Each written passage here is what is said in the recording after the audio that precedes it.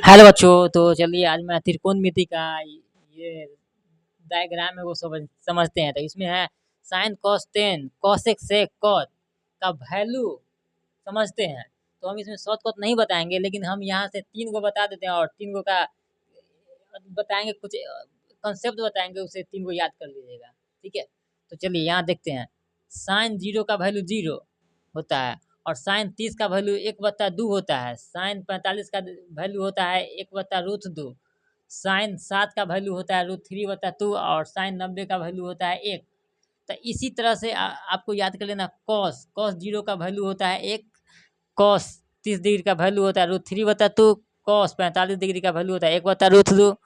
Cos 7 degree का value होता है 1/2। कॉस 90 डिग्री का वैल्यू होता है 0। इसी तरह से समझते हैं टेन 0 डिग्री का वैल्यू होता है 0। टेन 30 डिग्री का वैल्यू होता है 1/√3। टेन 45 डिग्री का वैल्यू होता है 1।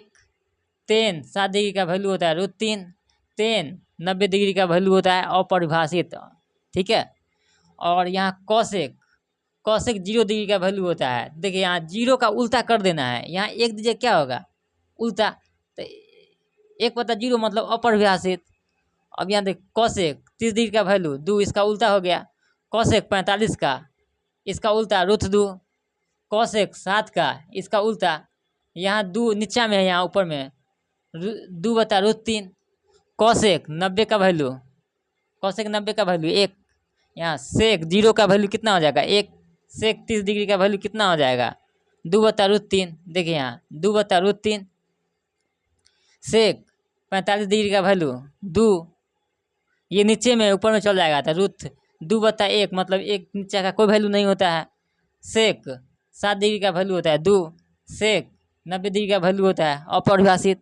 इसी तरह से कॉट 0 डिग्री का वैल्यू होता है अपरिभाषित। कॉट 30 डिग्री का वैल्यू होता है √3। कॉट 45 डिग्री का वैल्यू होता है 1।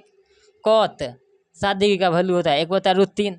कॉट 90 डिग्री का वैल्यू होता है 0। तो इसी तरह शॉर्टकट नहीं, आपको कंटेस्ट याद करना है और अगले क्लास में इस पर जितना क्वेश्चन होता है उस पर सॉल्व करेंगे। Thank you.